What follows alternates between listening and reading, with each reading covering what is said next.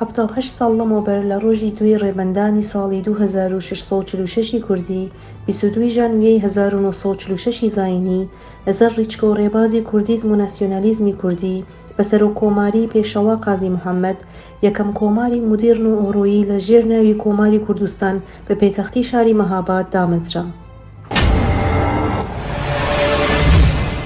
کۆماری کوردستان درێژکراوەی هەمان خەبات و شۆڕشەکانی پێش خۆی واتە شۆڕشی حەمزاغای مەنگوڕ، جەجوخان قەدەمخێری قەڵاوەند، ئیسماعیلاغای سمکۆی باوکی ناسیۆنالیزمی کورد، بیبی مریەمی بەختیاری فەرزەندە و بڕۆی حزکی داودخانی کەلهوڕ و تەنانەت لەژێر کاریگەری و کارتێکەری شۆڕشەکانی پارچەکانی تری کوردستانیش بوو. پانتایی کۆمار کە هەندێک کەس پێیان وایە هەر بریتی بووە لە موکریان و هەندێ ناوچەی تر، بەڵام ڕێکخستنەکانی کۆمار تا ناوچەکانی زۆر خوارووی کوردستان واتە کرماشان و ئیلام و خانەقینیش پەلی هاوشت بوو و کەسانێکی وەک ئیبراهیم خانی نادری خەڵکی کرماشان، یەدوڵڵاخانی ڕەزایی خەڵکی شاری گێڵان، وەک بەرپرسی ڕێکخستنەکانی ژێکاف لە ناوچەکانی کەلهوڕ و ڕەشید باجەڵان خەڵکی شاری خانەقین بەرپرسی ڕێکخستنەکانی کۆمار لە کرماشان و ناوچەکانی دەوروبەری بوون. پارچەکانی دیکەی کوردستان هەروەک چۆن پێشتریش لە شۆڕش و خەباتی پارچەکانی تردا بەشداریان کردبوو، ئەم جارەش نوێنەری پارچەکانی دیکەی کوردستان لە کۆماردا بەشدار بوون کە وەک نمونە دەتوانین ئاماژە بە ژێنەراڵ مەلا مستەفای بەرزانی بدەین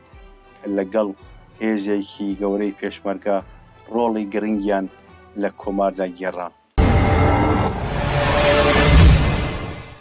کۆماری کوردستان گەرچی بەتەمەن زیاتر لە 11 مانگی نەخایاند، بەڵام ئیرادەی نەتەوەی کوردی بۆ بنیاتنان و دامەزراندنی دەوڵەت و حکوومەتی سربەخۆی کوردستان گەیاندە لووتکە و هاوکات کۆمەڵێک شانازی و دەستکەوتی گەورەی مێژوویی بۆ نەتەوەی کورد تۆمار کرد.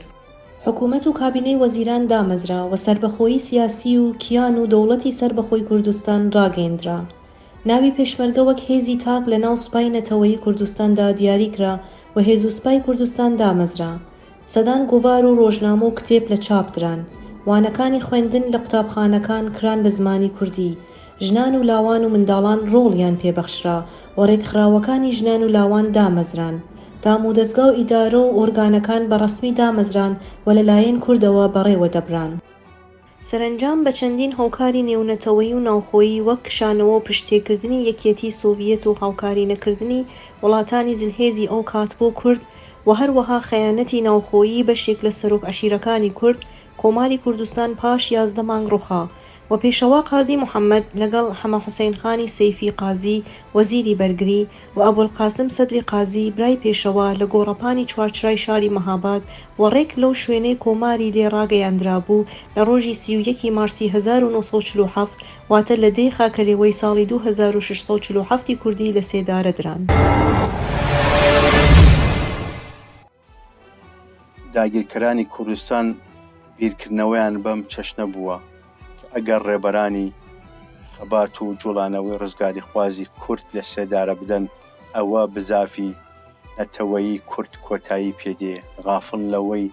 ئەگەر خەباتەکە بۆ ماوەیەک تووشی نسکۆ و شکستێ بەڵام چۆکدانادا و ڕێبوارانی ڕێبازەکە درێژە بۆ ڕەوت و ڕێگەیە دەدەن.